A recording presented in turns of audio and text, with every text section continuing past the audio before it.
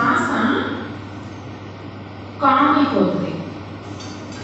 మీ శ్వాస అసలు ఆడుతుందో లేదో మీకు తెలియదు. అంత మైల్డ్గా లోపల ఎక్కడో ఉండి లేనట్టుగా జరుగుతుంది. శ్వాస తీసుకోవడం వదలడం మనకు బాగా తెలుసు. కుంభకం, రేచకం ఇంకా బాగా తెలుసు. యోగా చేసే వాళ్ళందరికీ తెలుస్తుంది. కావాలని గాలి తీసుకుని కావాలని గాలి వదులుతారు. అది బాగా స్పష్టంగా మనకు అర్థమవుతుంది. అది ఒకటి తెలుసు. నార్మల్గా శ్వాస తీసుకొని వదలడం తెలుసు మైండ్గా. కానీ మనసు ఎప్పుడైతే ఎంటీ అవుతుందో శ్వాస సహజం అయిపోతుంది. ఎంత సహజం అంటే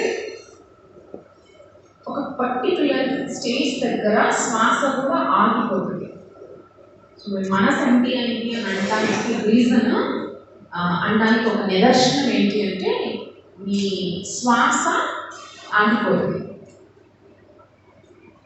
కళ్ళు తెరిచి కూడా మార్నింగ్ మనం ప్రాక్టీస్ చేసాం కదా, అట్లా ప్రాక్టీస్ చేయండి. ఒక్కసారి కనుక మీకు మనసు ఎంటీ అవ్వడం అనేది మీరు పట్టుకోగలిగితే అది మీ చేతిలోకి వచ్చేస్తుంది. ఇంకా ఎట్లాగైతే మీకు చదవడం రాయడం అనేది ఒక్కసారి నేర్చుకున్నారు మీరు లైఫ్లో కదా, ఒకసారి నేర్చుకుని ఉంటారు లైఫ్లో. బట్ లైఫ్ అంతా మీరు చదువుతారు, రాస్తారు. తెలుగు మీడియం చదివారనుకోండి, తెలుగులో ఏ బుక్ కనబడినా చదివిస్తారు, ఏం చెప్పినా రాయగలుగుతారు. అట్లాగనే మనసు ఎంటీ చేసుకోవడం స్టార్ట్ అయినప్పుడు ఒక్కసారి మీకు అది దొరికితే చాలు. మీరు ఎప్పుడు కూడా దాన్ని ఇప్పుడు కావాలంటే అప్పుడు దాన్ని చేయగలుగుతారు, ఎంటీ చేయగలుగుతారు. మీ హ్యాండ్స్లో ఉంటుంది. సో రామకృష్ణ పరమహంస జస్ట్ అట్లా ఎగిరి పక్షులను చూసి ఆగిపోయారు. తెలుసా మీకు? రామకృష్ణ పరమహంస స్టోరీ చదివిన వాళ్ళే తెలుస్తుంది. జస్ట్ రామకృష్ణ పరమహంస ఎగిరి పక్షులను చూసి ఆగిపోయారు. అక్కడ తను ఎంలైటన్ అయ్యాడు.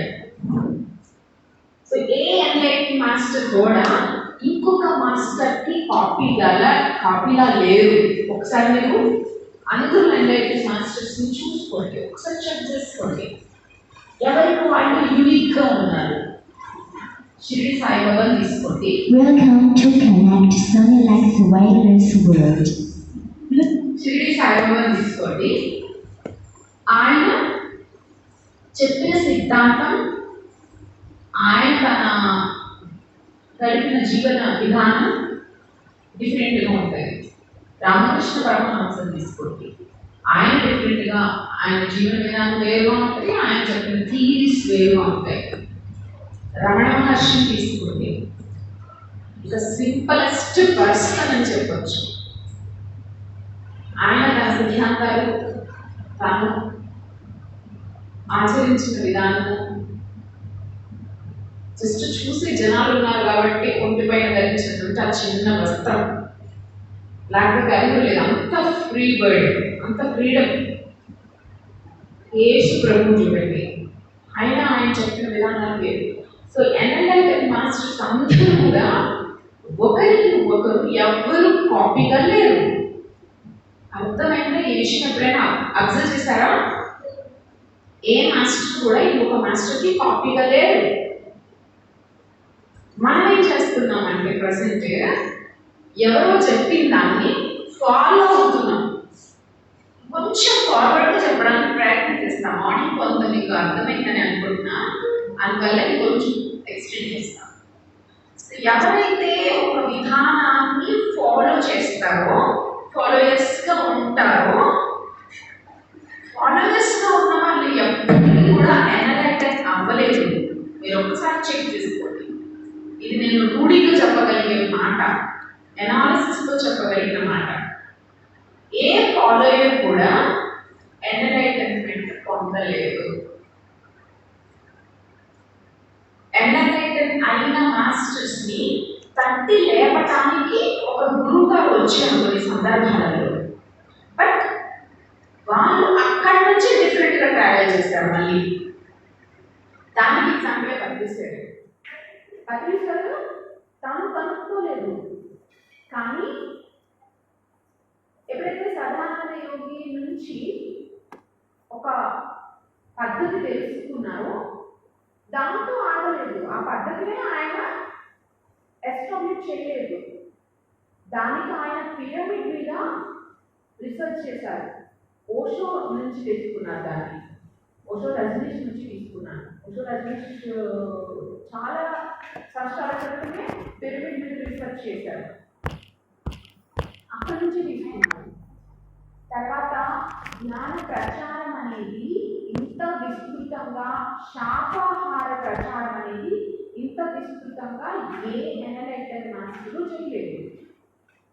అంటే నేను జనరలైజ్ చేసి చెప్పలేదు, చాలా అనాలిసిస్ చేసి చెప్పా. ఏ ఎనలైటెడ్ మాస్టర్ కూడా ఇంకొక మాస్టర్ లాగా చేయలేదు. నేనేం చెప్పదలుచుకున్నానంటే ఏ ఫాలోయర్ కూడా ఎనలైటెడ్ అవ్వలేదు. సో మనం డిసైడ్ చేసుకోవాలి, మనం ఫాలోయర్స్గా ఉండాలా, లేకపోతే మనం ఒక స్టాండ్ సెట్ చేయాలా. అది మన చేతిలో ఉంటుంది. స్టాండ్ సెట్ చేయాలా చేయకూడదా అనే విషయం తీసి పక్కన పెట్టేస్తే మన మీద మనము అందరూ చెప్తున్న విషయాలని ఎంతవరకు అప్లికబుల్గా చేసుకుంటాం, మన పైన మనం ఎంత ఆచరించుకోగలుగుతున్నాం. అది ఫస్ట్ స్టెప్. ఎనలైట్మెంట్ పొందడానికి ఇంకా చాలా దూరం ఉంది. దానికంటే ముందర అసలు ఫస్ట్ ఎవరైనా చెప్పేది మన జీవితంలో ఎంత ఆచరిస్తున్నాం, దానివల్ల మనకి ఏమేమి క్లారిటీ వస్తుంది, అది ఇంపార్టెంట్. అన్నిటికంటే కూడా అదే ఇంపార్టెంట్. నేనేం చెప్తానంటే, I'm sorry to say that ఇట్లా గుంపులోకి వచ్చి ఎన్ఎల్ఐటన్ అయిన మాస్టర్స్ ఎవ్వరూ లేరు. So I'm sorry to say this. కానీ గుంపు అంటే గ్యాదరింగ్స్, ఇక్కడ నుంచి సమాచారం తీసుకుని సెల్ఫ్గా అనాలిసిస్ చేసుకొని తన పైన తను సెల్ఫ్గా వర్క్ చేసుకొని అద్భుతంగా ఎదిగిన వాళ్ళు చాలామంది ఉన్నారు. సో ఏ గుంపు కూడా గుంపుగా ఎనలైటన్ అవ్వద్దు. సో గుంపు అనేది నంబర్కి సంబంధించిన విషయం. సో నంబర్తో ఎప్పుడు ఎనలైటన్మెంట్ జరగదు. సో ఎనలైటన్మెంట్ అనేది ఓన్లీ పర్సన్ టు పర్సన్ ఉంటుంది. జ్ఞానోదయం గుంపుకు జరగదు, జ్ఞానోదయం వ్యక్తికి జరుగుతుంది. నా కోర్ పాయింట్ అర్థం చేసుకోవడానికి ప్రయత్నించండి ప్లీజ్. ఏ గుంపు కూడా I can use the word or not, I don't know ఎట్లా దాన్ని మీకు రాంగ్ అర్థం కాకుండా చెప్పాలో అర్థం కావట్లేదు నాకు. ఒక గ్రూప్ ఆఫ్ పీపుల్ అంట, నాకు బాగుంది. నాకు గుంపు అంటే ఆ పదం ఏదో ఇబ్బందికరంగా ఉంది, ఐఎమ్ సారీ. ఒక గ్రూప్ ఆఫ్ పీపుల్, సమూహం. అమ్మయ్య సార్ మంచి పదం ఇచ్చారు, థ్యాంక్ యూ సార్. ఒక సమూహము ఎప్పుడు కూడా ఎనలైటన్ అవ్వదు. ఒక సమూహం ఎప్పుడు కూడా కొంతవరకు ఎదిగి ఆగిపోతుంది. ఒక స్టాండర్డ్తో నడపబడే ఏదైనా కానీ ఒక లిమిట్లోనే ఉంటుంది. ఎనలైట్మెంట్ అనేది ఈ స్టాండర్డ్స్కి అతీతం. సో కోర్ అర్థం చేసుకోవడానికి ప్రయత్నం చేయండి. లిమిట్ నుంచి అన్లిమిటెడ్కి ట్రావెల్ చేయడమే ఎనలైటన్మెంట్. సో లిమిట్ అనేది ఒక్కొక్క సమూహానికి లిమిట్ ఉంటుంది. అంటే ఫర్ ఎగ్జాంపుల్ ఇవాళ క్లాస్కి ఎంతమంది వచ్చారు? సో ఇది సమూహంతో కూడినటువంటి విషయం. ఇవాళ శాకాహార ర్యాలీకి ఎంతమంది వచ్చారు? అసలు ఆ విషయాలకి నీకు ఎనలైటన్మెంట్కి సంబంధమే లేదు. ఎంతమంది అన్నారు అని. ఇవాళ నా క్లాస్లో ఎంతమంది అటెండ్ అయ్యారు, అసలు నాకు అది అవసరమే లేదు. ఎప్పుడైతే మనము మన జీవితాల్లో నుంచి సంఖ్యని తీస్తామో ఆనందం వస్తుంది. కావాలంటే చెక్ చేసుకోండి, క్రాస్ చెక్ చేసుకోండి. సంఖ్య అనేది మన హ్యాపీనెస్ని తీసేస్తుంది. ఎట్లా తీసేస్తుందో చూడండి. సో సంఖ్య ఉన్నప్పుడు కంపారిజన్ ఉంటుంది. సంఖ్య ఉన్నప్పుడు ఎప్పుడు కూడా కంపారిజన్ ఉంటుంది. అంటే ఫర్ ఎగ్జాంపుల్ నాకు శాలరీ ఒక 4 డిజిట్స్లో వస్తుంది అనుకోండి, నాకంట ఇంకొకళ్ళకి 5 డిజిట్స్లో వస్తుంది. నేనేం చేస్తాను అంటే అప్పుడు కంపేర్ చేసుకోవడం స్టార్ట్ చేస్తా, రైట్? సో ఎప్పుడైతే సంఖ్య ఉందో మీ హ్యాపీనెస్ అనేది సంఖ్యతో ముడిపడింది. సో ఎప్పుడు మీరు ఎవరైతే సెల్ఫ్గా మేము వర్క్ చేసుకోవాలి మా పైన అనుకుంటున్నారో మీరు ట్రై చేయండి మీ జీవితాల్లో నుంచి సంఖ్యని తీసేసేదానికి. సంఖ్యని సీరియస్గా తీసుకోవటం మానేయండి. సంఖ్య ఉంటుంది, మనం పోయింది అనగానే సంఖ్య ఎక్కడికి పోదు కదా, అట్లా కాదు. ఆ కోర్ అర్థం చేసుకోవడానికి ప్రయత్నించండి. సంఖ్యతో నేను ఎక్కడెక్కడ ముడిపడి ఉన్నాను అనే విషయాన్ని మీరు అర్థం చేసుకోవడానికి ప్రయత్నించండి. అంటే ఫర్ ఎగ్జాంపుల్, ఇవాళ ఒక 100 మంది వస్తే కానీ నాకు సాటిస్ఫై అవ్వదు, క్లాస్ చెప్పే వాళ్ళకు సాటిస్ఫై అవ్వదు, లేకపోతే క్లాస్ కండక్ట్ చేసే వాళ్ళకి సాటిస్ఫై అవ్వదు అంటే దే ఆర్ రాంగ్. అర్థమైందా? పర్సన్ ఒక్కళ్ళు వచ్చినా నేను ఇదే ఎసెన్స్ని మీకు అందించగలిగినప్పుడు అక్కడ సంఖ్య లేదుగా. ఒకరు వచ్చినా చెప్తా, 100 మంది వచ్చినా చెప్తా, 1,00,000 మంది వచ్చినా చెప్తా. సో పత్రి సార్ కూడా ఇదే అంటుంటారు కదా, అంటే పత్రి సార్ మైండ్లో సంఖ్యకి ఏ వాల్యూ లేదు, అంతే కదా. ఆ పర్సెప్షన్ నుంచి మీకు అర్థం అవడానికి చెప్తున్నాను అంతే. సో మన లైఫ్లో మనం కంపారిజన్ చేసుకోవడానికి మెయిన్ ఒక రీజన్ ఏంటి అంటే సంఖ్య. సో కంపారిజన్ మనం ఏమేం చేసుకుంటాం, డబ్బుతో చేసుకుంటాం మ్యాక్సిమం. సో ఇన్ని లక్షలు నా దగ్గర ఉన్నాయి, ఇన్ని లక్షలు పక్క వాళ్ళ దగ్గర ఉన్నాయి, లేకపోతే ఇన్ని ఇల్లులు వాళ్ళ దగ్గర ఉన్నాయి, ఇన్ని స్థలాలు వాళ్ళ దగ్గర ఉన్నాయి, ఇంత ఇంత ఇంత.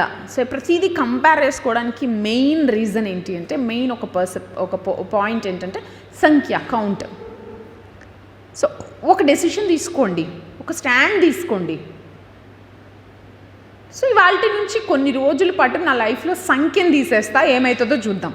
సంఖ్యను తీసేస్తా అంటే పోయి మీ బండి మీద ఉన్న నంబర్ ప్లేట్ని తీసి పక్కన వేయకండి, అది కాదు, నాట్ దట్ మీనింగ్. సో సంఖ్యను తీయడం అంటే కంపారిజన్లో నా మైండ్లో నుంచి సంఖ్య లేదు. అర్థమవుతుందా సార్? సో కంపేర్ చేసుకోవడమే లేదు. సో కంపేర్ చేసుకోవడంలో సంఖ్య లేదు. ఏమొస్తుందో చూడండి, ప్రాక్టికల్గా పెట్టండి. నేను అది ప్రాక్టికల్గా పెట్టినప్పుడు నాకు ఒకటి అర్థమైంది. మీకు ప్రాక్టికల్గా పెడితే మీకు అర్థమవుతుంది. ఎందుకు చెప్పాను, దాని నుంచి ఏమొచ్చింది, సంఖ్యను తీసి పక్కన పెడితే నా లైఫ్లో ఏమొచ్చింది.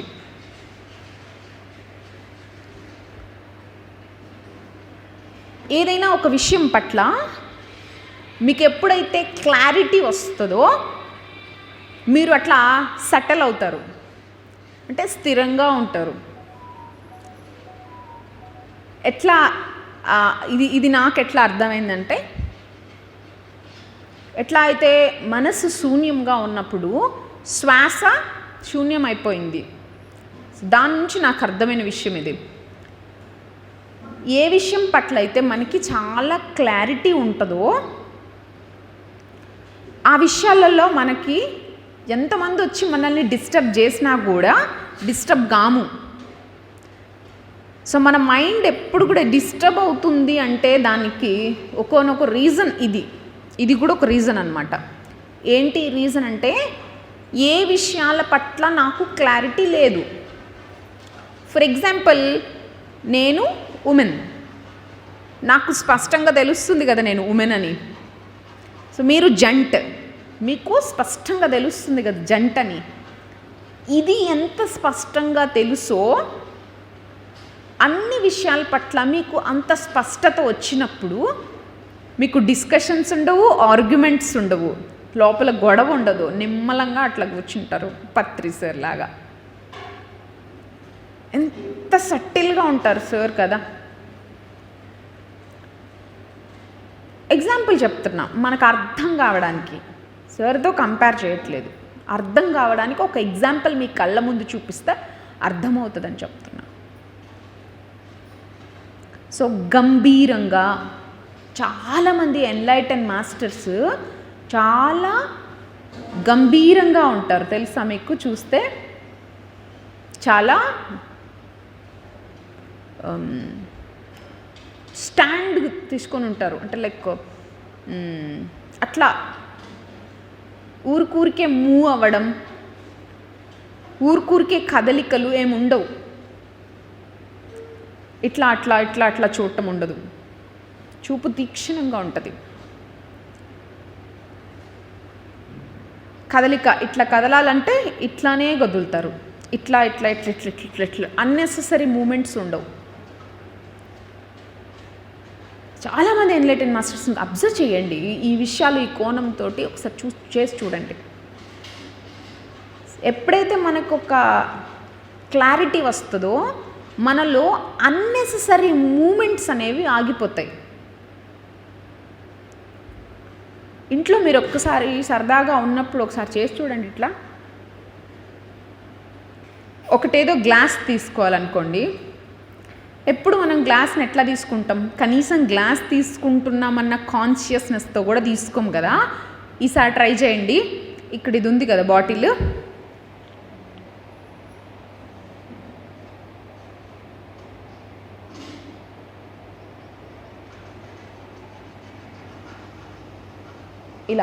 ఇలా ట్రై చేయండి. ఓకే, ఏమవుతుందో చూడండి. నేనేం చెప్పను, అన్నీ నేను చెప్తే బాగుండదు కదా. సో ఏం చేస్తారంటే, ఇది వస్తూ మైక్ వస్తుందా? ఓకే ఓకే, బ్యాటరీ మీద వర్క్ చేస్తా. ఓకే నో ప్రాబ్లం, నా వాయిస్ వినిపిస్తుందిలేండి. It's okay. శరీరం ఎప్పుడైతే ఎక్కువగా కదలికల్ని చేస్తూ ఉందో దాని అర్థం వాళ్ళ మైండ్ అంత క్లమ్జీగా ఉందని అర్థం. సో మీరు గుర్తుపట్టేయగలుగుతారు, మీ చుట్టూ ఉండే వాళ్ళు చాలా మూమెంట్స్ స్పీడ్గా చేసేస్తూ ఇటు వెళ్ళాల్సిన వాళ్ళు అటు ఇటు గందరగోళంగా. ఎందుకు? చిన్న ఎగ్జాంపుల్ చెప్తా. ఇంకా నాకు ఇప్పుడే వచ్చింది ఆ ఎగ్జాంపుల్. మీ ఇంటికి చుట్టాలు వచ్చారు అనుకోండి, మీరేం అన్ప్లాన్డ్గా ఉన్నారు, అంటే ఫుడ్ లేదు తినడానికి, వాళ్ళకి ఏం లేవు. సో వాళ్ళని ఫస్ట్ టైం మీ ఇంట్లో మీట్ చేస్తున్నారు. సో అప్పుడు వాళ్ళని ఎట్లా రిసీవ్ చేసుకోవాలో మీకు తెలియదు, ఇంట్లో ఏం వాళ్ళకి సర్వ్ చేయాలో తెలియదు. యాజ్ అ ఫీమేల్ వీళ్ళకి తెలుసు. అప్పుడు వీళ్ళల్లో ఎలాంటి హడావిడి ఉంటుంది? హడావిడి ఉంటుందా ఉండదా? హడావిడి ఉంటుందా లేదమ్మా? కంగారు అంటంగా ఉంటుందా? జెంట్స్కి కూడా ఎవరైనా కొత్త పర్సన్ని మీట్ అవ్వాలి, ఏదైనా ప్రజెంటేషన్ ఉంది, ఆ ప్రజెంటేషన్ ఎదుటి వాళ్ళకి నచ్చుతుందో లేదో అన్న క్లారిటీ లేదు, చిన్నపాటి కన్ఫ్యూజన్ ఉంది, లేదా ఒక డెమో చెప్పాలి, ఎట్లా చెప్పాలో తెలీదు. సో అప్పుడు ఏమవుతుందంటే లోపలంతా గబరాగా ఉంటుంది, కంగారుగా ఉంటుంది. మనిషి అప్పుడు ఇంట్లో ఎట్లా తిరుగుతారు? కాలు గాలిన పిల్లిలా తిరుగుతారు అంటారు కదా మన పెద్దవాళ్ళు, రైట్? అంతేనా? అబ్జర్వ్ చేశారా కనీసం ఇది? అంటే మనస్సులో కంగారు ఎందుకు వచ్చింది? వాళ్ళని ఎట్లా డీల్ చేయాలి అనే విషయం తెలియనప్పుడు కంగారు వచ్చింది, అంతే కదా? వాళ్ళని ఎట్లా డీల్ చేయాలో తెలిసినప్పుడు మనకు ఆ కంగారు ఉండదు.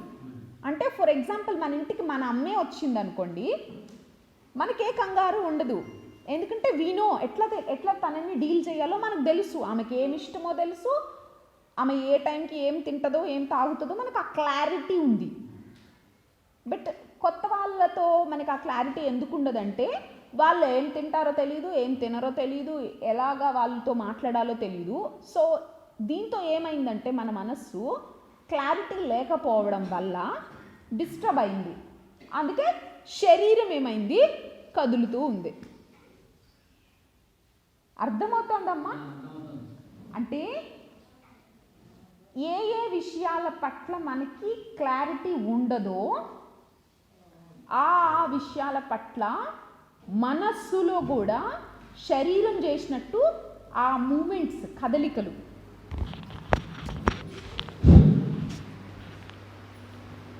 సో శరీరం ఎట్లా అయితే తెలియని వాళ్ళని రిసీవ్ చేసుకునేటప్పుడు క్లారిటీ లేక తిరుగుతూ ఉంటుందో, మనస్సు కూడా తెలియనటువంటి ఒక సిచ్యువేషన్, క్లారిటీ లేనటువంటి ఒక సిచ్యువేషన్ పట్ల అట్లాగే మూవ్ అవుతూ ఉంటుంది. మన మైండ్లో ఇన్ని ఆలోచనలు ఎందుకు వస్తున్నాయి అంటే మనకి ఏ పని ఎట్లా చేయాలో అనే క్లారిటీ ఉంటే మైండ్ అట్లా ఆగిపోతుంది. సో మనం ఏం చేస్తున్నామంటే ఆ పని ఎట్లా చేస్తే క్లారిటీతో ఉంటుంది, లేకపోతే ఆ పనిని ఎట్లా చేయాలి అనే దాని మీద ఫోకస్ పెట్టకుండా, క్లారిటీ లేకుండా మన మైండ్ని ఎంటర్టైన్ చేస్తూ ఉంటాం. మనం మైండ్లో రన్ అవుతున్న విషయాలన్నింటినీ ఎంజాయ్ చేయటం మొదలు పెడతాం. అది ఎంజాయ్మెంట్ కూడా కాదు, మళ్ళీ పాపం దాన్ని ఎంకరేజ్ చేస్తాం. ఏం చేయాలో తెలియక, మన మైండ్ని ఎట్లా ఆపాలో తెలియక దాన్ని ఎంటర్టైన్ చేస్తూ ఉంటాం అంతే. సో ఇప్పుడు నాకు ఈ క్లాస్ ఎట్లా చెప్పాలో తెలియదు అనుకోండి, వెంటనే ఏమొస్తుందంటే కంగారు వస్తుంది. వామ్మో నేను ఎట్లా చెప్పాలి, ఇన్ని గంటలు ఎట్లా చెప్పాలి, లేకపోతే ఏమేమి టాపిక్స్ చెప్పాలి, లేకపోతే ఇక్కడ నేను చెప్పే టాపిక్స్ అసలు యాక్సెప్ట్ చేస్తారా, అసలు మనసు గురించి చదివితే ఎవరికైనా అర్థమవుతుందా, ఇన్ని ప్రశ్నలు నా లోపల కనుక ఉంటే నాలో క్లారిటీ లేనట్టే. సో నేను దానికి ఏం క్లారిటీ ఇచ్చుకుంటానంటే నా ఎక్స్పీరియన్స్ నుంచి చెప్తాను. సో అది అర్థమవుతుంది అంతే. అర్థం కాకపోయినా నష్టమేం లేదు. నాకు ప్రైజ్ చేసినా తిట్టినా ఒకటే. సో ఈ క్లారిటీతో నేనున్నప్పుడు సో సబ్జెక్ట్ ఎట్లా వస్తుందనే నాకే సంబంధమే లేదు. ఎట్లా అన్నారు రానివ్వండి. అంటే ఎప్పుడైతే నాకు ఆ క్లారిటీ వచ్చిందో నేను డౌట్ లేకుండా ఈ పనిని చేయగలుగుతా. సో అట్లాగా ఎవరికైనా ఒక పనిలో క్లారిటీ లేనప్పుడు మాత్రమే కంగారు వస్తుంది. ఒక పని ఎలా చేయాలో తెలియనప్పుడు మాత్రమే మనసులో బోలెడన్ని ఆలోచనలు తిరుగుతూ ఉంటాయి. ఎవరికైతే ఎక్కువ ఆలోచనలు వస్తున్నాయి అని అంటారో వాళ్ళు ఒకసారి చెక్ చేసుకోండి, క్రాస్ చెక్ చేసుకోండి. నాకు ఏ విషయాల పట్ల క్లారిటీ లేదు, దానిపైన వర్క్ చేసుకోండి. చూడండి, వర్క్ చేసుకోవడం అంటే అట్లా వచ్చాయి మీకు పిచ్చి పిచ్చిగా ఆలోచనలన్నీ తెగొచ్చేస్తున్నాయి. ఏం చేస్తారు, చూడండి, జస్ట్ చూడండి అంతే. ఇంతకంటే బెస్ట్ టెక్నిక్ ఏం లేదు. ఏదైతే నేను నా లైఫ్లో ఎక్స్పీరియన్స్ చేసి నేను తెలుసుకున్న విషయంలో నుంచి చెప్తున్నా. జస్ట్ అట్లా కంగారు వచ్చింది, ఆ కంగారుని కూడా చూడండి. కంగారుని చూడండి, ఏం పర్వాలా. ఆతృతగా ఉంది మీకు, ఆతృతని చూడండి. ఒక పని ఎలా చేయాలో తెలీదు, చూడండి. మైండ్ని కామ్ చేయండి. చూస్తుంటే ఆగిపోతుంది అంతే.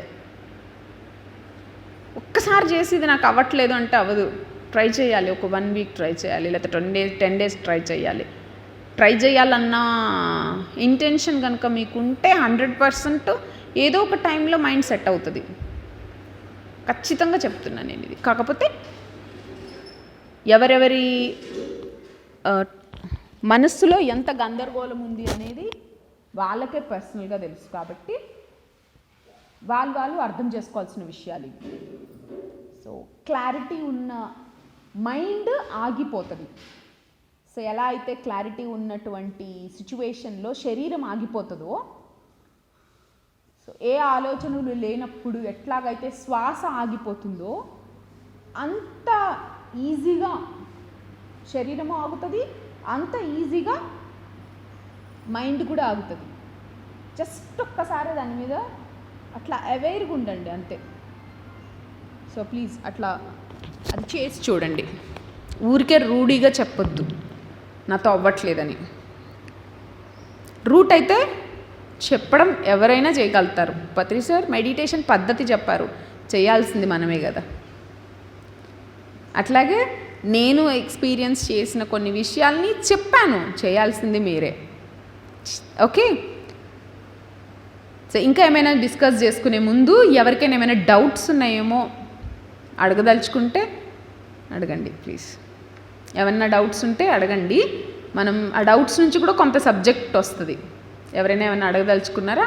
డౌట్స్ ఎవరికైనా ఉన్నాయా? పర్సనల్ అడగండి, అవసరం లేదు. ఇంకేమైనా డౌట్స్ ఉంటే అడగండి. డౌట్స్ గురించి మీరు అడుగుతూ ఉంటే కొంత సబ్జెక్ట్ వస్తుందని అంతే.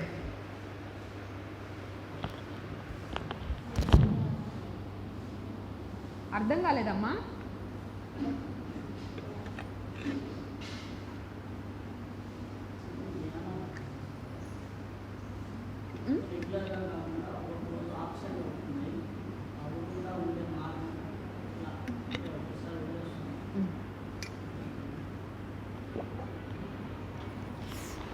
అసలు అద్భుతమైన ప్రశ్న అడిగారు సార్. ధ్యానం అనేది రెగ్యులర్గా చేయలేకపోతున్నాను, ఇర్రెగ్యులర్ అవుతుంది, అప్పుడు ఏం చేయమంటారు అని. రెగ్యులర్గా చెయ్యాలని మీకుందా? సో రెగ్యులర్గా చేయాలని మీకే ఉందా, లేకపోతే అందరూ చెప్తున్నారు కాబట్టి రెగ్యులర్గా చేయకపోతే ఏమో అయిద్ది కాబట్టి రెగ్యులర్గా చెయ్యాలన్న పర్స్పెక్టివ్లో మీరు ఉన్నారా? ఒకసారి చెక్ చేసుకోండి సార్ ప్లీజ్. మాకు చెప్పొద్దు, మీరు చెక్ చేసుకోండి. ఎందుకు చెప్తున్నానంటే, మెడిటేషన్లో మీరు కూర్చున్న గంట కానీ 2 గంటలు కానీ మీకు ఒక తృప్తినిస్తుంది అంతే.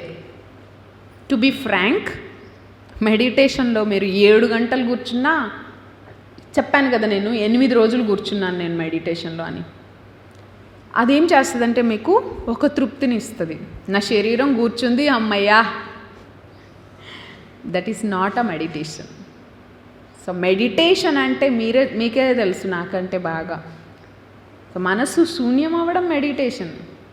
సో ఆ శూన్యం అయ్యేది లైవ్గా చేయండి. మీరు కళ్ళు తెరిచి ఒక చోట కూర్చున్నారు, జస్ట్ ఇట్లా ఆగిపోండి కొన్ని క్షణాలు, ఇట్స్ ఎ మెడిటేషన్. అసలు ఆ ఫీలింగ్ అవసరం లేదు. ఆ రోజు కుదిరింది చేశాను, కుదరలేదు చేయలేదు. నాకు ఆ మనస్సు ఆగిపోయే స్థితి కావాలి. దానికోసం నేను కళ్ళు తెరిచి కూర్చున్నాను, చూస్తున్నాను. నాకు కళ్ళు తెరిచి కూర్చొని చూసే సందర్భాలు రోజులో చాలా వస్తాయి. కళ్ళు మూసుకుని నేను ఒక చోట కూర్చొని గంట సేపు కూర్చోవాలంటే చాలా ఎన్వైర్న్మెంట్ని సెట్ చేసుకోవాలి. నేను నా చుట్టూ ఏం డిస్టర్బెన్సెస్ లేకుండా ఉండాలి. పిల్లలు డిస్టర్బ్ చేయకూడదు, హస్బెండ్ డిస్టర్బ్ చేయకూడదు, నాకు ఏ పర్సనల్ పనులు ఉండకూడదు, నేను జాబ్ చేయకూడదు, చాలా ఉంటాయి కదా. ఒక్కోసారి నా ఒళ్ళు అలసిపోయి ఉంటుంది, చాలా అలసిపోయి ఉంటుంది. మార్నింగ్ నుంచి ఈవినింగ్ వర్క్ చేసి చాలా అలసిపోయి ఉంటుంది. నేనేం చెప్తున్నానంటే,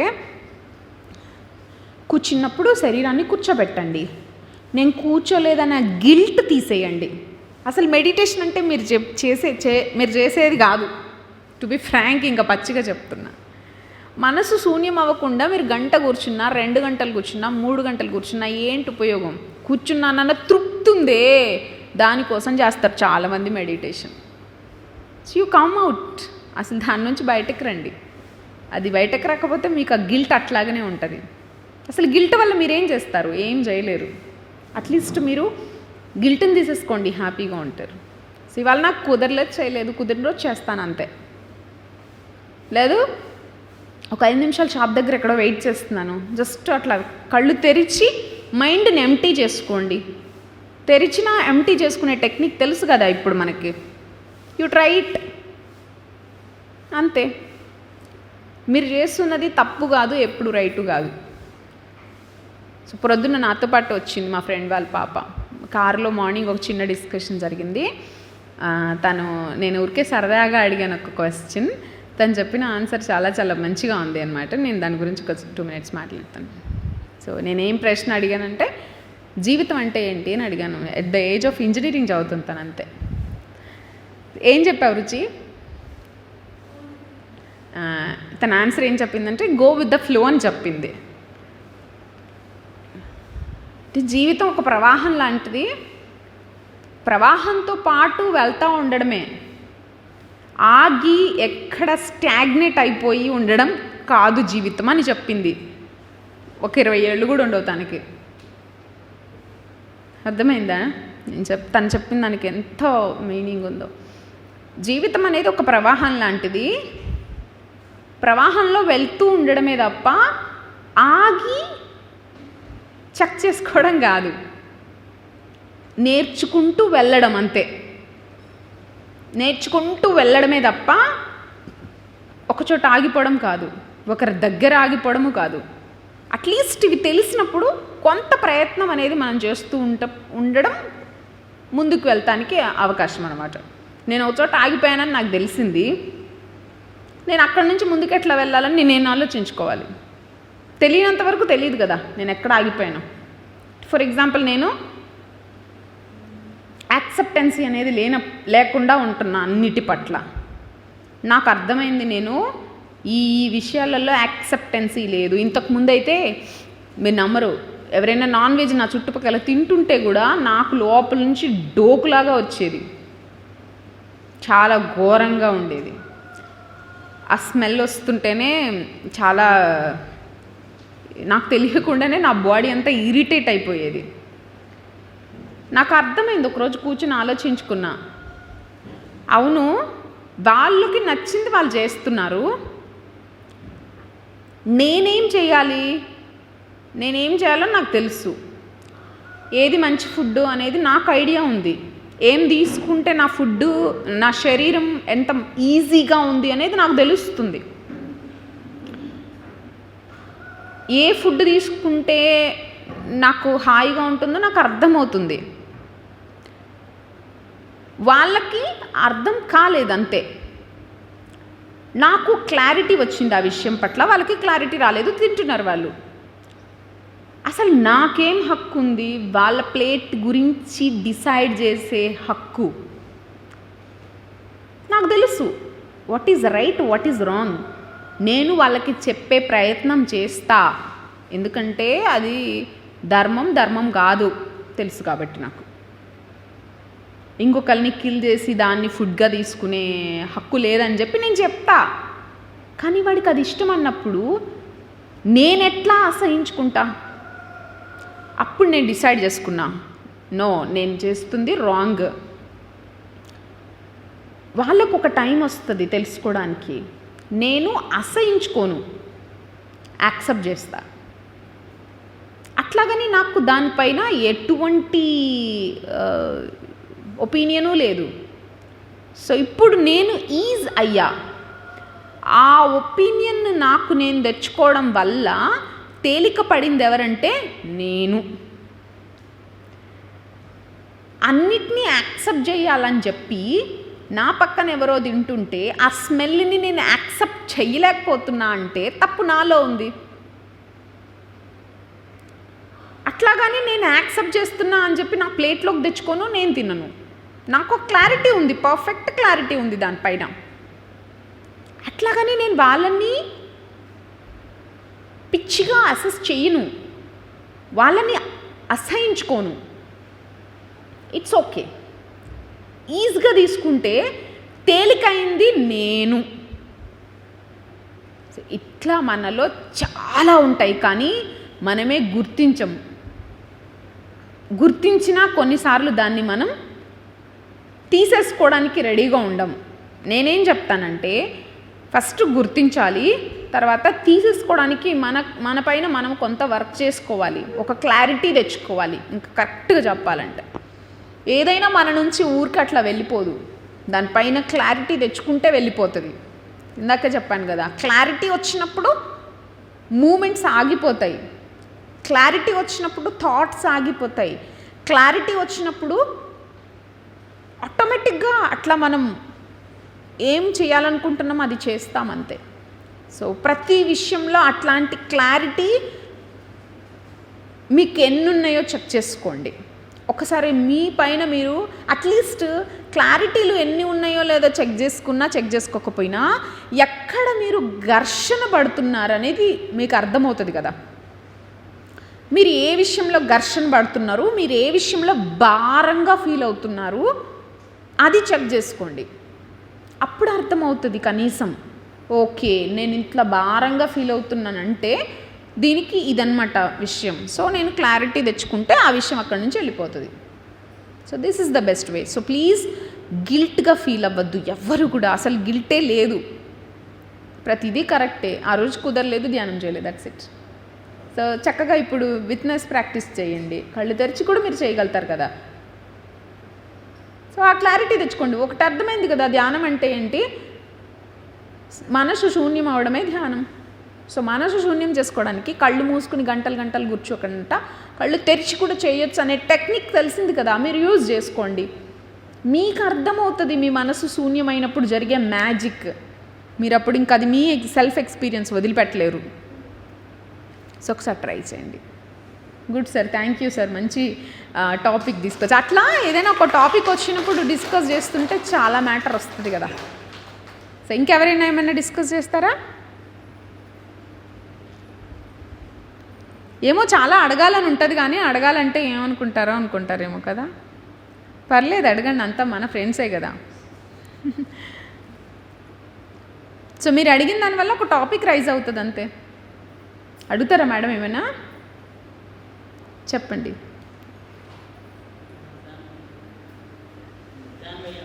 పర్లేదు సార్, వద్దు, ఏం కాదు, ఇట్స్ ఓకే.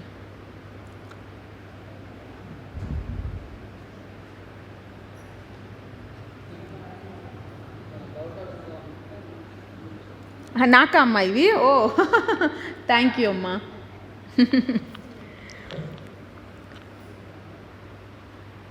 ఇంకా ఎవరైనా ఏమైనా డౌట్స్? డౌట్సే లేవా మీకు?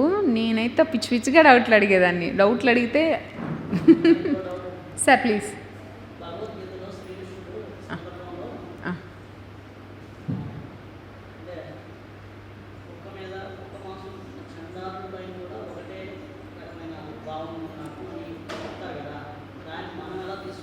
ఇప్పుడు చెప్పింది అదేగా, ఇప్పుడు చెప్పింది నేను అదేగా. అసలు మనలో నుంచి అదే అర్థమైంది. అసలు మనలోకి అది అవసరం లేదు సార్, ఇది ఎక్కిబడింది సార్. నేను చెప్తున్నాను కదా, ఇవాళ నేను చెప్పే పాయింట్స్ అన్నీ పిరమిడ్ స్పిరిచువల్ సొసైటీ వల్ల కోపం రావచ్చేమో, కానీ సత్యమే మాట్లాడదామని నేను డిసైడ్ అయ్యా, అందుకే చెప్తున్నా. శాకాహారమే కరెక్ట్, శాకాహారమే కరెక్ట్, శాకాహారమే కరెక్ట్ అని మనకి ఇన్సిస్ట్ చేయబడింది, ఎక్కించబడింది, లోడెడ్గా ఎక్కియబడింది. మీకు కూడా తెలీదు అది లోడెడ్గా ఎక్కిబడిందని. నేను చెప్పానుగా, ఇప్పుడు నా ఎక్స్పీరియన్సే, నాకు అట్లా ఎక్కి బట్టి పక్కన ప్లేట్లలో ఎవరైనా తింటుంటే కూడా స్మెల్ నేను యాక్సెప్ట్ చేసేదాన్ని కాదు. కానీ అట్లా లేదు. ఎవరికి ఏంటో, ఎవరికి ఏం తినాలనిపిస్తే అదంతా వాళ్ళ ఇష్టం, మనం ఎట్లా డిసైడ్ చేస్తాం. బట్ నువ్వు ఆ పని చేసేటప్పుడు నువ్వు ఆలోచించు. నీకు చాలా ఫుడ్స్ ఉన్నప్పుడు, చూస్ చేసుకోవడానికి చాలా ఉన్నప్పుడు బెస్ట్ సెలెక్ట్ చేసుకో. ఎందుకంటే ఇప్పుడు ఫర్ ఎగ్జాంపుల్ మీ అబ్బాయికి ఒక సీట్ ఇవ్వాలి ఇంజనీరింగ్లో, మీ అబ్బాయికి ఒక సీట్ కావాలి సార్. సిఎస్సి బ్రాంచ్ ఉంటుంది, ఈసీఈ బ్రాంచ్ ఉంటుంది, ట్రిపుల్ బ్రాంచ్ ఉంటుంది, సిఎస్డి ఉంటుంది, సిఎస్ఓ ఉంటాయి, చాలా ఉంటాయి, రైట్? బట్ మీరు ఆ అబ్బాయిని ఇంజనీరింగ్ కాలేజ్లో జాయిన్ చేసేటప్పుడు ఎక్కడ జాయిన్ చేయడానికి ఇష్టపడతారు? వీక్గా ఉన్న లాస్ట్ గ్రూప్ని ఎంచుకుంటారా, బెస్ట్గా ఉన్న గ్రూప్ని ఎంచుకుంటారా? బెస్ట్ గ్రూప్ని ఎంచుకుంటారు. సింపుల్. నా చాయిస్ ఏంటంటే బెస్ట్గా ఉన్నదే నేను తీసుకుంటా ఫుడ్గా.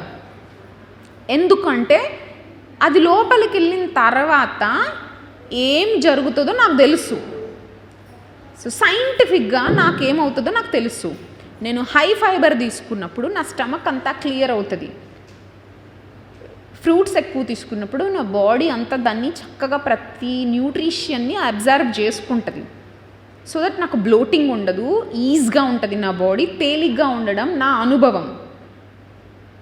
అదే నాన్ వెజ్ దీంట్లో పడేస్తే అది అరగడానికి 72 hours పట్టిద్ది కాబట్టి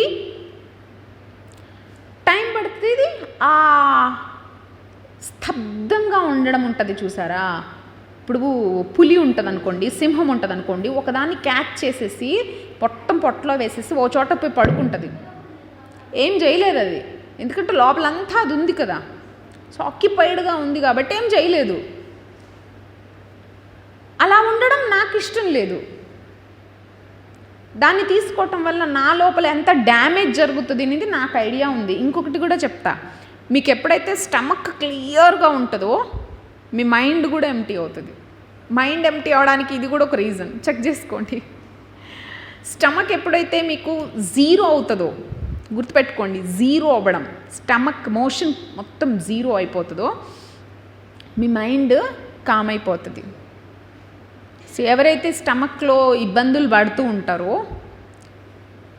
వాళ్ళకి మైండ్ కూడా 0 అవ్వడం కష్టం. చెక్ చేసుకోండి. నేనేం చెప్పినా మీరు చెక్ చేసే నమ్మండి, నేను నమ్మమని చెప్పట్లేదు. It is my work.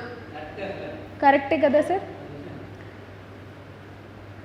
అట్లా కానీ మనం సత్యం మనకు తెలుసు కాబట్టి ఇంకొకరిని జడ్జి చేసే హక్కు మనకు లేదు. ద హయ్యర్ సుప్రీం ఏదైతే భగవద్గీతలో మనకు చెప్పబడిందో, ఎవరు ఏం తిన్నా ఇట్ ఈజ్ ఓకే. ఎవరికి ఓకే? భగవంతుడి దృష్టిలో అదంతా ఒకటే. సెలెక్ట్ చేసుకునేటప్పుడు ఇక్కడ నేను ఉన్నాను కాబట్టి నేను సెలెక్ట్ చేసుకుంటున్నా. నేను చెప్పట్లేదు నేను గొప్ప, నాన్ వెజ్ తినేవాళ్ళు చెత్త అని. నా దృష్టిలో అది లేదు. ప్లీజ్ మీ అందరి దృష్టిలో ఎవరి దృష్టిలోనైనా ఉంటే ప్లీజ్ అది మీరు టిక్ చేసుకోండి, రాంగ్ చేసుకోండి, కరెక్ట్ చేసుకోండి. శాకాహారం తినేవాళ్ళు గొప్ప, మాంసాహారం తినేవాళ్ళు చెత్తలా కాదు, వాళ్ళు కూడా గొప్పే. సో ప్లీజ్, చాలామంది ఇళ్ళల్లో వచ్చిన కాన్ఫ్లిక్ట్ నేను చూశాను కాబట్టి చెప్తున్నా. ఎంత ఘోరంగా మనకి పిరమిడ్ సొసైటీస్లో ఎక్కించబడిందంటే శాకాహారం మాత్రమే ఫుడ్, మిగతా ఫుడ్ కానే కాదు. హస్బెండ్స్కి వైఫ్కి వచ్చే తగులాట అదే. అర్థమయ్యేటట్టు చెప్పగలిగితే చెప్పండి, గొడవలు పెట్టుకోవద్దు. దానికోసం గొడవ పెట్టుకుంటే దీన్ని తీసి పక్కన పెట్టండి. మీ గొడవల సంగతి ఏంటి? మీ డిస్టర్బ్ అయిన ఫ్యామిలీ సంగతి ఏంటి? సో ప్లీజ్ ఏదైనా చేసేటప్పుడు ఒక సెన్స్తో చెయ్యండి. దేవుడి దృష్టిలో అట్లేం ఉండదు. భగవద్గీతలో ఆయనే చెప్పాడు కదా. సో కుక్క మాంసం తిన్నా, పంది మాంసం తిన్నా, మనిషి శాకాహారం తిన్నా, ఫ్రూట్స్ తిన్నా, ఈవెన్ దేవుడి దృష్టిలో అంతా ఒకటే కదా. మనం పెట్టుకుంటున్నాం అంతే. ఆ కాన్ఫ్లిక్ట్ అసలు అవసరం లేదు. దానివల్ల గొడవలు పడొద్దని చెప్తున్నా. రైట్, నా ఫ్యామిలీ నాకు సపోర్ట్ చేస్తుంది. మేము నలుగురం శాకాహారులమే. మేము మా పిల్లలు చిన్నప్పటి నుంచి ఎల్కేజీ యూకేజీ అప్పటి నుంచి కూడా మెడిటేషన్ చేస్తారు. నాకేం ప్రాబ్లం లేదు. కానీ అదే కనుక మా ఇంట్లో నాన్ వెజ్ మా హస్బెండ్ తెచ్చి నువ్వు వండకపోతే నేను ఇవాళ నీతోటి యుద్ధం చేస్తానని డిసైడ్ అయినప్పుడు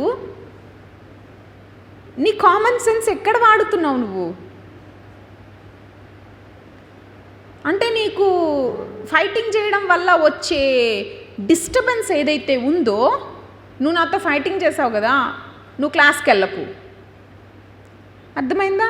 డ్యామేజ్ జరుగుతుందా లేదా? అంతే. ఘర్షణ పడద్దు. ప్రతిదానికి ఒక క్లారిటీ తెచ్చుకోండి అంతే. సరే, క్లారిటీ రాని విషయాలు ఏం చేయాలో చెప్తా. ఏ విషయాలైతే మీకు ఎంత వర్క్ చేసుకున్నా క్లారిటీ రాలేదనుకోండి, జస్ట్ సింపుల్గా ఒకటే పని చేయండి, కాలానికి వదిలేయండి. మీ హస్బెండ్ రోజు నాన్ వెజ్ తెచ్చి వండకపోతే సంపుతా నిన్ను, అస్సలు అంటే అసలు ఒప్పుకోనని చెప్పి అంటున్నాడు. నిజంగానే ఇవన్నీ ప్రాక్టికల్గా వచ్చేవి. నేనేం హైపోథెటిక్గా మాట్లాడట్లేదు. నేనేం చెప్తానంటే, ప్రస్తుతానికి ఆ పని చేసేయండి. మీ మధ్య గొడవ అవసరం లేదు.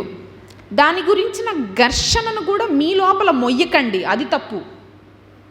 ఆ ఘర్షణని మీ లోపల మోస్తే మీరు డ్యామేజ్ అవుతున్నారు కదా, మీరు డ్యామేజ్ అవుతున్నారు. కాలానికి వదిలేయండి. మీరు ఎవరైతే స్ట్రాంగ్గా అనుకుంటారో వాళ్ళకి చెప్పండి, చూసుకోండి మీరే ఆయన్ని, నాకైతే ఇష్టం లేదు, కొంచెం టైం తర్వాత ఆయన చేంజ్ అయిపోవాలని చెప్పి అనుకోండి. నేను అట్లా టైం ఇస్తే చేంజ్ అయిపోయిన మాస్టర్స్ని చాలా ఫ్యామిలీస్ చూసా. ఫస్ట్ ఒక్కరే వస్తారు మెడిటేషన్లోకి, తర్వాత అర్థం చేసుకుంటారు, కొంతకాలం ఫైటింగ్ జరుగుతుంది, తర్వాత ఎక్కడో అర్థమైపోతారు. ఇద్దరు వైఫ్ అండ్ హస్బెండ్స్ సెట్ అయిపోయి ఇద్దరు మెడిటేషన్లో ఉంటారు. అట్లా వైఫ్ వచ్చి హస్బెండ్ రాకపోయినా, హస్బెండ్ వచ్చి వైఫ్ రాకపోయినా దాన్ని ఏదో పెద్ద ఇష్యూగా తీసుకోకండి. ఇంకొకటి కూడా ఉంది మన మెడిటేటర్స్లో, ప్లీజ్ కరెక్ట్ చేసుకోండి. మెడిటేషన్ చేసే వాళ్ళు గొప్ప, మెడిటేషన్ చేయని వాళ్ళు తప్పు కాదు, అస్సలు కాదు. ఇట్స్ లైవ్లీ కరెక్ట్ చేసుకోవాల్సిన విషయం. ఎట్లా నేను చెప్తా. నేను చాలామందిని చూసా మెడిటేషన్ చేస్తూ కామెంట్ చేసుకుంటున్న వాళ్ళని, మెడిటేషన్ చేస్తూ కంపేర్ చేసుకుంటున్న వాళ్ళని, మెడిటేషన్ చేస్తూ అసంతృప్తిగా ఉన్న, మెడిటేషన్ చేస్తూ సూసైడ్ చేసుకున్న వాళ్ళని, మెడిటేషన్ చేస్తూ అందరి మీద చాడీలు చెప్పే వాళ్ళని, మెడిటేషన్ చేస్తూ అన్ని పనులు చేసే వాళ్ళని నేను చూశాను. మీకు కూడా తెలుసు. మీరు ఒప్పుకోకపోయినా, అంటే ఇక్కడ మనం ఒక గ్రూప్ ఆఫ్ పీపుల్ ఉన్నాం కాబట్టి ఒప్పుకోపోవడానికి ఈగో వస్తుండొచ్చు. బట్ నేను ఇంకొకటి కూడా చూసా. ఎవరైతే నాన్ మెడిటేటర్స్గా ఉన్నారో వాళ్ళు ప్యూర్గా ఉండడం చూసా. They don't think so. అసలు వాళ్ళు ఎక్కువ దేని గురించి ఆలోచించరు, ఆరామ్సే అట్లా ఉంటారు. ఈవెన్ నాన్ వెజ్ తింటూ కూడా నేను చూసాను. నా లైఫ్లో నేను ఎక్స్పీరియన్స్ చేశాను. వాళ్ళు నాన్ వెజ్ తింటారు, పెద్ద పెద్ద బిజినెస్లు రన్ చేస్తుంటారు, వాళ్ళ చుట్టూ ఎప్పుడు హడావిడి ఉంటుంది, వాళ్ళు మాత్రం ప్రశాంతంగా ఉంటారు. నేను చూసా. Even they didn't practice meditation కూడా వాళ్ళు చెయ్యరు. ఇవన్నీ ఎందుకు చెప్తున్నానంటే మన లోపలికి ఇంకొక థాట్ ఇన్సిస్ట్ చేయబడింది. ధ్యానం చేసే వాళ్ళు గొప్ప, ధ్యానం చెయ్యని వాళ్ళు స్టూపిడ్ పీపుల్ అని. సో ప్లీజ్ అసలు అట్లా కాదు, ఓపెన్ అవ్వండి, మీకు అర్థమవుతాయి కొన్ని విషయాలు. సో నా ఈ లాంగ్ జర్నీలో నేను అర్థం చేసుకున్న విషయాలు ఇవే. తద్వారా నాకేం అర్థమైందో, ఏం క్లారిటీ వచ్చిందో చెప్తా. అలా ఈక్వల్ అని అర్థమైంది. మెడిటేటర్స్ నాన్ మెడిటేటర్స్ ఈక్వల్ అని అర్థమైంది. నేను అర్థం చేసుకున్న విషయం అదే చెప్తున్నా కదా, నేను అర్థం చేసుకున్న విషయమే చెప్తున్నా. తద్వారా నాకు ఒక క్లారిటీ వచ్చింది. మెడిటేటర్స్ గొప్ప కాదు, నాన్ మెడిటేటర్స్ గొప్ప కాకుండా లేరు. మెడిటేటర్స్ మెడిటేషన్ ద్వారా కొంత నాలెడ్జ్ తెలుసుకొని వాళ్ళ లైఫ్ని వాళ్ళు ఈజీగా చేసుకుంటున్నారు అంతే. నాన్ మెడిటేటర్స్ ఇంకొక విధంగా వాళ్ళ లెసన్స్ని తీసుకొని వాళ్ళు వాళ్ళ లైఫ్ని ఈజీగా చేసుకుంటున్నారు అంతే. So it is correct, it is also correct. రెండు కరెక్టే, ఎక్కడ రాంగ్ లేదు. కాబట్టి మనం ఈరోజు ఇంకా మన లోపల ఎవరి లోపలైనా అవి ఉన్నాయేమో థాట్స్ చెక్ చేసుకోండి. నేను మెడిటేషన్ చేస్తున్నాను, మెడిటేషన్ చాలా మంచిది, చాలా మంచిది, చాలా మంచిది. మీరు కూడా ఎందుకు రారు మెడిటేషన్లో? హస్బెండ్స్ని పిక్కు తింటారు. ప్లీజ్ అట్లా చేయొద్దు. మీకు ఇష్టమైన దాన్ని కోసం మిమ్మల్ని పంపించారు మీ హస్బెండ్స్ లేకపోతే మీ వైఫ్స్. మరి వాళ్ళకి ఇష్టమైన దాన్ని మీరు ఎందుకు రెస్పెక్ట్ చేయరు? ఇది గొప్ప అని ఎవరు అనుకుంటున్నారంటే మీరు అనుకుంటున్నారు. వాళ్ళు అనుకున్న రోజు వాళ్ళు వస్తారు. వాళ్ళకు ఒక చాయిస్ ఉంటుంది. ఇంకొకరి చాయిస్ మనం ఎప్పుడు లాక్కోవద్దు. ఇంకొకరి చాయిస్ని మనం లాక్కున్నామంటే వాళ్ళ ఫ్రీడమ్ని మనం లాక్కున్నట్టే కదా. ఆలోచించండి. ఎప్పుడు కూడా మెడిటేటర్స్ గొప్ప, మెడిటేటర్సే గొప్ప కాదు. ఈ పర్స్పెక్టివ్లో నేను కూడా ఉండేదాన్ని కాబట్టే చెప్తున్నా. మెడిటేటర్స్ గొప్ప, నాన్ మెడిటేటర్స్ గొప్ప. నీకు నీ దారి నచ్చింది, తనకి తన దారి నచ్చింది, రెండు టిక్లే. కావాల్సింది ఏంటి? లైఫ్ ఈజీగా ఉండడం. ఎన్ని రోజులు బ్రతుకుతామో తెలీదు, అన్నిటినీ లైఫ్లో సీరియస్ చేసేసుకుంటున్నాం కదా. ప్రతిదాన్ని కాంప్లికేట్ చేసుకుంటున్నాం. నిజంగా చెప్తున్నా, ఈ క్లాస్ నుంచి నేను బయటకు వెళ్ళిన తర్వాత మా ఊరికి వెళ్ళిన దారిలో యాక్సిడెంట్ అయి చచ్చిపోతాను. So what? లేదా మీరే మీ ఇంటికి వెళ్ళే దారిలో ఏదో అవుతుంది, చచ్చిపోతారు. ఏమవుతుంది? అంత దానికి లైఫ్లో అన్ని కాన్ఫ్లిక్ట్స్ని మీదేసుకొని వర్రీ అయిపోయి టెన్షన్ పడిపోయి అన్నిటినీ సీరియస్గా తీసేసుకొని అట్లా లేదు. లైఫ్ ఈజీగా ఉండాలా, హార్డ్గా ఉండాలనేది మీ చేతిలో ఉంటుంది. అట్ ద ఏజ్ ఆఫ్ 19-20 ఇయర్స్లో తను చెప్పింది గో విత్ ద ఫ్లో అని చెప్పి, ఎక్కడ స్టాగ్నేట్ అయిపోవద్దని, లైఫ్ని ఈజీగా తీసుకోమని. లైఫ్ని ఈజీగా తీసుకోవటం వల్ల ఏమవుతుంది చెప్పండి? ఏమవుతుంది? ఫైనల్గా మనం ఈ టాపిక్ చెప్పుకొని క్లోజ్ చేద్దాం. అంతే అంతే. ఇప్పుడు పక్కన ఆవిడ పట్టు చీర కొట్టుకుందని కుళ్ళుకొని చచ్చాను అనుకోండి, నేను కుళ్ళుకొని చచ్చింది నాకు తెలుస్తుంది, ఆవిడకి తెలియదు. అర్థమైందా? పక్కన వాళ్ళు 4 బిల్డింగులు కట్టుకున్నారని ఏడ్చాను అనుకోండి, ఆ ఏడుపు నాకు వస్తుంది, వాళ్ళకేం తెలియదు. సో కాంప్లికేట్ చేసుకుంటుంది లైఫ్ని మనమే. ఎక్కడెక్కడ మన లైఫ్ని కాంప్లికేట్ చేసుకుంటున్నామో ప్లీజ్ రిలీజ్ ఇట్. దాన్ని వదలండి. గట్టిగా పట్టుకున్నారు. మెడిటేషన్ అంటే పట్టుకోవడం కాదు, మెడిటేషన్ అంటే వదలడం. సాక్షి గురించి మార్నింగ్ చెప్పాను కదా, జస్ట్ చూడండి అని, కళ్ళు తెరిచి కూడా. మొన్న ఒక ఎగ్జాంపుల్ తోటి నాకు అర్థమైన విషయం ఏంటంటే, ఎగ్జాంపుల్ చిన్నదే కానీ నాకు అర్థమైన విషయం. మొన్న పచ్చిమిర్చి చీరాను, ఊరమిర్చి ఏదో పెట్టడానికి. మొత్తం చెయ్యంతా మంటలేచింది, బాగా కంప్లీట్గా ఫుల్ మంటలేచింది. ఓల్ నైట్ అంతా నేను ఒక్కదాన్నే ఉన్నాను, అందరు నిద్రపోతున్నారు. అప్పుడు విత్నెస్ చేశాను నేను నా చెయ్యిని. దాని నుంచి నేను అర్థం చేసుకున్న విషయం చెప్తాను. ఎక్స్పీరియన్స్తో మీకు సంబంధం లేదు, జస్ట్ మీకు అర్థం కావడానికి నేను ఎక్స్పీరియన్స్ చెప్పాను. నేను అర్థం చేసుకున్న విషయం ఏంటంటే, చెయ్యి మండుతుంది, మామూలుగా మండడంలే. సినిమాల్లో చూపిస్తారు చూడండి, ఇట్లా ఎండుమిర్చి తుంచితే దాని నుంచి ఆవిర్లు వస్తాయి. అట్లా ఆవిరి వస్తుంది నా చెయ్యి మొత్తం. జస్ట్ విత్నెస్ ఎట్లాగా తీసుకెళ్తుందంటే, మనం ప్రాణం పోయేటప్పుడు కూడా ఈజీగా ప్రాణాన్ని పోగొట్టుకోగలుగుతాం. కాన్ఫ్లిక్ట్ ఉండదు, ఘర్షణ ఉండదు. ఎన్లైటన్ మాస్టర్స్ ఎవ్వరు దేహాలను వదిలినా ఎట్లా వదిలేరనేది చూడండి ఒకసారి చెక్ చేసుకోండి. ఏ ఎన్లైటన్ మాస్టర్ కూడా శరీరానికి రోగం వచ్చి జబ్బొచ్చి బాధపడింది శరీరమే కానీ మనస్సు పరంగా దే ఆర్ క్లియర్. మనస్సు పరంగా వాళ్ళు అట్లా చూశారు అంతే, విత్నెస్ చేశారు అంతే. నాకు ఆ మంటను నేను చూస్తున్నప్పుడు నాకు అర్థమైంది, బగ మండిపోతుంది. నేను విత్నెస్ చేసినప్పుడు అది ఉంది కానీ ఆ పెయిన్ నా మైండ్కి లేదు, ఆ పెయిన్ నా మైండ్ని తీసుకోలేదు. నాకు అప్పుడు అర్థమైంది, ఓకే, ఎంత పెద్ద బాధ వచ్చినా, శరీరానికి ఎంత పెద్ద జబ్బు వచ్చినా, ఎన్లైటన్ మాస్టర్స్ యొక్క స్టేజ్ ఏంటంటే విత్నెస్ చేస్తారు.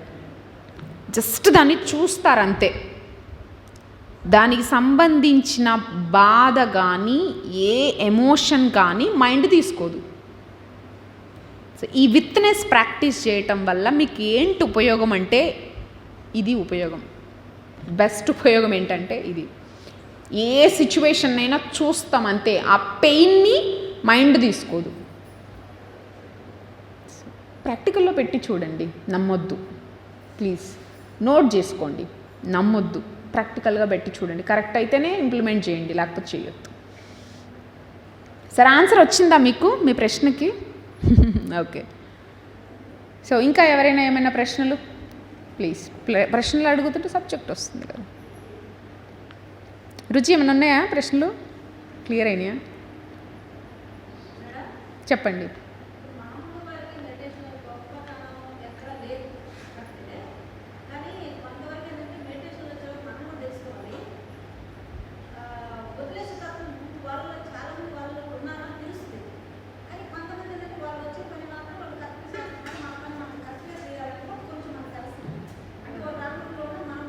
ఏంటివమ్మా? తీసుకురమ్మా. అవును,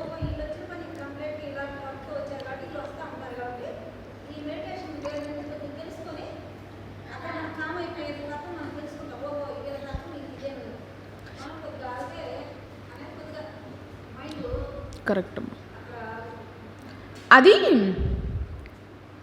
ఎవరికి వాళ్ళకి ఇండివిజువల్. మీకు ఆగిందని ఇంకొకరికి ఆగాలని లేదు. ఇదంతా సెల్ఫ్ అవగాహన అంతే. ఖచ్చితంగా ఆగుతుంది. అవును అవును, కరెక్ట్. ఇది ఎవరికి వాళ్ళకి ఇండివిజువల్ అమ్మా. ఎట్లా ఇండివిజువల్ అంటే, ప్రతిరోజు ధ్యానం చేసి గమనిక అనేది ఏర్పడి ప్రతిదాన్ని గమనించడం అనేది ప్రాక్టీస్ చేస్తేనే అది వస్తుంది. కానీ ప్రతిరోజు ధ్యానం చేసినంత మాత్రం రాదు. అది నేను చెప్పాలనుకుంటున్న కోర్ పాయింట్. అది ఇవాళ చెప్పదలుచుకున్న పాయింట్ అసలు సూపర్ఫిషియల్ ఏం చెప్పలేదు, నేను కోర్లో చెప్తున్నా, డీప్గా చెప్తున్నా. అది ఎంతమందికి అర్థమవుతుంది అనేది ఎవరికి వాళ్ళకి సెల్ఫ్. అవును,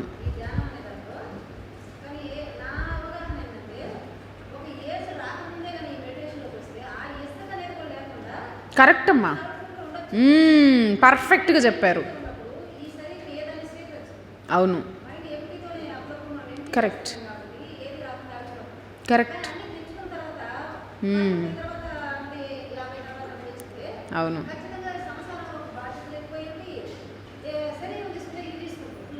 ఎస్, కరెక్ట్గా చెప్పారమ్మా. నేను మార్నింగ్ 50 years అని ప్రస్తావన ఇచ్చాను చూడండి. ఇందుకే ఈ కాంటెస్ట్ ఆల్రెడీ నాకు ఐడియా ఉంది. సో ఒకానొక జెన్ స్టోరీలో నేను చదివాను, ఎవరికైతే 45 ఇయర్స్ దాటుతాయో వాళ్ళ యొక్క ఆలోచన స్థితి అనేది అట్లా స్టెబాండ్గా ఉంటుంది. అంటే 45 సంవత్సరాల తర్వాత ఆలోచించే పరిధి తగ్గుతూ ఉంటుంది. అందరిలో కాదండి, మళ్ళీ అట్లా అనుకోవద్దు. యావరేజ్గా ఆన్ యావరేజ్లో ఒక థీరీ అనమాట ఇది. అట్లాగని 45 ఏళ్ళు దాటిన ఏ ఒక్కరూ ఎన్లైటన్ అవ్వలేదా అంటే అట్లా కాదు. జనరల్గా 45 ఏళ్ల వయస్సు వరకు కూడా బాధ్యతలు అవి ఇవి అన్నీ వేసేసుకుంటారు కాబట్టి వాటిని చుట్టూ తిరుగుతుంటారు, వాటన్నింటినీ ఆల్రెడీ మనసులో నింపుకుంటారు కాబట్టి ఎనలైట్ అవ్వటం అనేది కష్టం. కొంత వయసు వచ్చిన తర్వాత అంతకంటే డిఫరెంట్గా ఆలోచించే మైండ్లోకి చేంజ్ అవ్వడానికి శరీరం కూడా కొంత సహకరించదు. సో ఇది అందరికని చెప్పను నేను. సెల్ఫ్గా ఎవరికి వాళ్ళకి ఇంకా బాగా దాని మీద కనుక అవేర్నెస్ ఉంటే ఓవర్కమ్ అవుతారు. సో బాగా చెప్పారు, కరెక్ట్గా చెప్పారు. సో ఎవరైతే చిన్నపిల్లలుగా ఉంటారో వాళ్ళకి ప్యూర్ మైండ్ సెట్ ఉంటుంది, క్లియర్ మైండ్ సెట్ ఉంటుంది. అందువల్ల వాళ్ళల్లో ఎప్పటికప్పుడు ఆ చెత్త డిలీట్ సింపుల్. ఒక డస్ట్బిన్లో రోజు చెత్త పడేయకుండా నింపుతూ ఉన్నాం అనుకోండి, ఏమవుతుంది, చెత్త అంతా పేరుకుపోద్ది. బట్ ఎప్పటికప్పుడు ఖాళీ చేసుకుంటూ రోజు డస్ట్బిన్ బయట పడేస్తూ రోజు అందులో డస్ట్ వేస్తుంటే కొంచెమే ఉంటుంది. సింపుల్ కదా.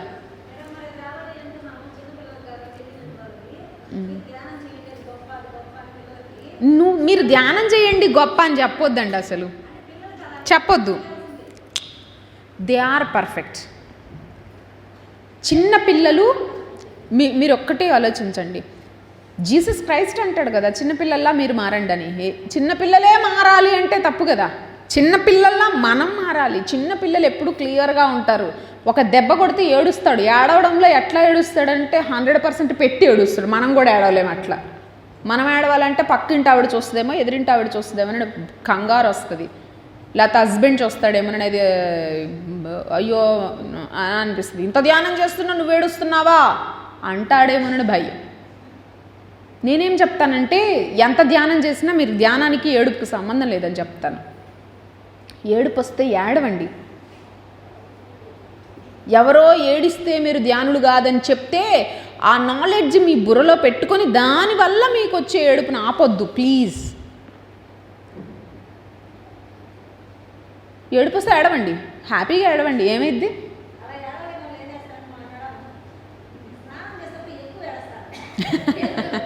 పర్లేదు, స్నానం చేసినప్పుడు కూడా ఏడవండి, కానీ ఏడవండి. అవునులే, పర్లేదు, తప్పేం కాదు.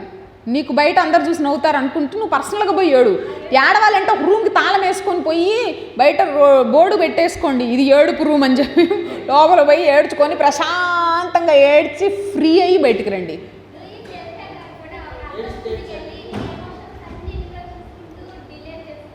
అంతే. It is also a science కదా. నీ లోపల అన్నీ స్ట్రక్ పెట్టుకుంటే స్టాగ్నేట్ అయిపోతే చస్తావు. ఓపెన్ అప్, బయటకు వచ్చేయండి, బయటకు తెప్పించుకోండి. బాగా ఖర్చు పుడుతుంటుంది మీకు. ఏ చిన్నపిల్లడు కూడా వాడికి వచ్చే ఏ ఎమోషన్ని ఆపడు, గుర్తుపెట్టుకోండి. ఏ ఎన్లైటన్ మాస్టర్ కూడా వాళ్ళకు వచ్చే ఎమోషన్ ఆపరు. చెక్ చేసుకోండి ఒకసారి నేను అన్నమాట. కానీ ఒకటి చేస్తారు, ఎమోషన్లో ఎక్కువసేపు ఉండరు. పత్రి సార్ కోపం చూస్తే మీకు అర్థమైంది, ఇటు తిట్టి ఇటు మాట్లాడతారు. 1 సెకండ్ ముందు తిట్టుంటారు, 2వ సెకండ్లో అన్నం తినిపిస్తుంటారు. రైట్? చూస్తే మీకు అర్థం. ఎమోషన్ని వాళ్ళు పర్సన్ టు పర్సన్ క్యారీ చేయరు, మినిట్ టు మినిట్ క్యారీ చేయరు. మీకు ఏడుపు వస్తుంది అనుకోండి, ప్రశాంతంగా పోయి మేడం అన్నట్టు వాష్రూమ్లోకి వెళ్ళండి, డోర్ పెట్టుకోండి, గొళ్ళెం కూడా పెట్టేసుకొని ఆడవండి, రిలాక్స్ అయ్యి బయటికి రండి. కానీ అత్త మీద కోపంతో పిల్లల్ని తిట్టొద్దు, అత్త మీద కోపంతో కొడుకుని కొట్టొద్దు, అత్త మీద కోపంతో హస్బెండ్ని అరవద్దు. నో. పత్రి సార్ ఈ విషయంలో భలేగా నాకు నచ్చుతారు. వాళ్ళు తప్పు చేస్తే వాళ్ళని పిచ్చి తిట్లు తిడతారు, వీళ్ళు ఏం చేయకపోతే వీళ్ళతో మంచిగా ఉంటారు. That's it. So A person మీద కోపం ఉందో ఆ పర్సన్ తోటి ఎంతసేపు కోపం చూపించాలో అంతసేపే. మళ్ళీ పొద్దునెప్పుడో కాఫీ సరిగ్గా చేయలేదని చెప్పేసి మీ హస్బెండ్ తిడితే దాన్ని సాయంత్రం దాకే క్యారీ చేయొద్దు. Minute to minute. అయిపోయింది, ఫ్రెష్, డిలీట్. మనకు కూడా పాపం సిస్టమ్కి ఉంటుంది కదా డిలీట్ ఆప్షన్. బాడీకి కూడా భలే తెలివి కలదు తెలుసా. బాడీ కూడా దేన్ని ఎక్కువసేపు ఉంచుకోదు. మనం మంచి ఫుడ్ ఇస్తే, మనము గుడ్ ఫుడ్ ఇస్తే బాడీకి ఫ్లష్ చేసుకోవడం తెలుసు. దీని నిండా నేను నీళ్ళు తాగితే అట్లీస్ట్ ఒక గంటన్నర తర్వాత నా బాడీలో అవి ఉండమన్నా ఉండవు. అంటే బాడీకి తెలుస్తుంది ఎక్సెస్ని పోగొట్టుకోవటం. పిచ్చిది మైండ్కి తెలియట్లేదు, అంతే. చిన్న ప్రాబ్లం మైండ్తో. ఫుడ్ తిన్నా నేను మార్నింగ్ అంతా ఉండదు. ఒకసారి ఆలోచించండి, ఇట్లాంటి వాటర్ బాటిల్స్ నేను ఒక 4 తాగాను, మొత్తం నా కడుపులోనే ఉన్నాయి, కిందకు పోలేదు. ఏమవుతుంది పరిస్థితి? ఉంటానా నేను? అసలు చూడండి మన బాడీ ఎంత అద్భుతమో. బాగా తినేసాను, రేపు మార్నింగ్ నేను మోషన్కి వెళ్ళలేదు, నేనేమన్నా రేపు తినడానికి అవుతుందా? అంటే బాడీకి తెలుస్తుంది ఏది వేస్టో ఏది ఎక్సెసో దాన్ని ఫ్లష్ చేయటం. పిచ్చిది మైండ్ తెలియట్లేదు, అన్నిటిని వేసుకుంటుంది, అన్ని తాడులు నాకే కావాలని కట్టుకుంటుంది. దీనికి తెలిసినప్పుడు దీనికి ఉన్నాయి లూజ్ మోషన్స్, దీనికి అవుతాయి ఎప్పుడు లూజ్ మోషన్స్. అన్నిటితో దీనికి మోషన్సే. ఎవరన్నా ఏమన్నా అనుకున్నా డింగని గ్రాప్ చేసుకుంటుంది. అత్త తిడితే గ్రాప్ చేసుకుంటుంది, కూతురు తిడితే గ్రాప్ చేసుకుంటుంది, ఆఫీస్లో వాళ్ళు ఎవరైనా తిడితే కూడా గ్రాప్ చేసుకుంటుంది. అన్నిటిని గ్రాప్ చేసి ఇక్కడ పెట్టుకుంటుంది. ఇది ఎక్సెస్ అయిపోతుంది, దీనికి తెలియట్లేదు ఫ్లష్ చేయడం. సో అవేర్గా ఉండి మనస్సుని ఎప్పటికప్పుడు క్లియర్ చేసుకుంటా ఎంప్టీ చేసుకుంటేనే దీన్ని ఫ్లష్ చేసుకోగలుగుతాం, దీంట్లో ఉన్న వేస్ట్ని ఫ్లష్ చేసుకోగలుగుతాం. సో ఓకే, ఏ విషయాల్లో మీకు క్లారిటీ లేదో ఆ విషయాలన్నిటి పట్ల మీరు క్లారిటీ తెచ్చుకోండి. లైఫ్ని ఈజీగా తీసుకోవడానికి ప్రయత్నించండి. అఫ్కోర్స్ మీకు ఇంకొక సీక్రెట్ కూడా చెప్తాను. నాకు రీసెంట్గానే సూసైడ్ చేసుకోవాలనిపించింది. ఏంది ఎవరి ఫేస్లు మారుతాయి అనుకున్నాను, నిజంగా అనిపించింది.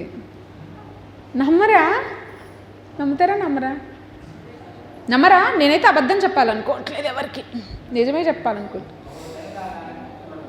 అమ్మయ్యా, థ్యాంక్ యూ సార్. ఇది కూడా కరెక్టే.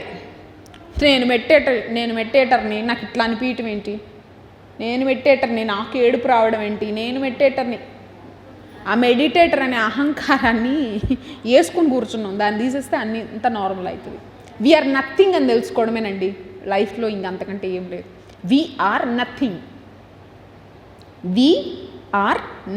నథింగ్ అంటే ఏంది? ఏం లేదు. నేను సంథింగ్ అనుకున్నప్పుడు నాకు బాధ. నాకు అనిపించింది రీసెంట్గా, జాబ్ రిజైన్ చేశాను, ఇంట్లోనే ఉన్నాను. నాకు పదే ఒకటే ప్రశ్న బ్రెయిన్లో తిరుగుతూ ఉంది, ఏం చేద్దాం? జాబ్ పోయింది సార్. నేను ప్రిన్సిపల్గా చేసేదాన్ని సార్, స్కూల్లో ప్రిన్సిపల్గా చేసేదాన్ని. అండ్ నాతో భూమి మీద ఇంకెవరికి పని లేదులే, నేను వెళ్ళిపోదాం అనుకుంటే వైరాగ్యంతో వెళ్దాం అనుకున్నాను అనమాట. అంటే కష్టంతోనో ఇంకోటిగా నా రీజన్ ఇంకోలా ఉంది. నాతో ఇంకేం పని లేదనుకుంటా భూమి మీద ఎవరితో, ఇంక ఇట్ ఈస్ ఓకే, వెళ్ళిపోతే పోయిద్ది అని అనిపించింది. సో అనిపిస్తుంది, తప్పేం కాదు. నేను దాన్ని కూడా చూడాలనుకున్నా, చూసా. ఇంకా నాకు ఏమనిపిస్తుందో చూడాలనిపించి చూసినప్పుడు నాకు అర్థమైంది.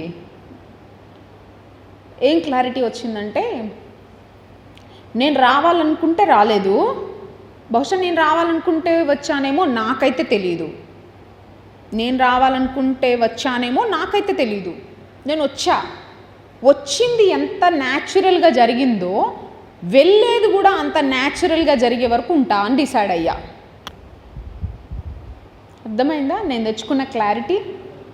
సో ఎవరికైనా ఏవైనా ఏ క్షణంలోనైనా జరగచ్చు. ఈ ఎగ్జాంపుల్ నేను ఎందుకు చెప్పానంటే, ఇట్లాంటి ఐడియాస్ ఇట్లాంటి ఒక్కొక్క స్టేజ్లో వస్తుండొచ్చు, ఎవరికైనా వస్తుండొచ్చు. బట్ దాని పట్ల మనం ఎలాంటి క్లారిటీ తెచ్చుకుంటే దాని నుంచి బయటకు వస్తాం అనేదానికి చెప్పా.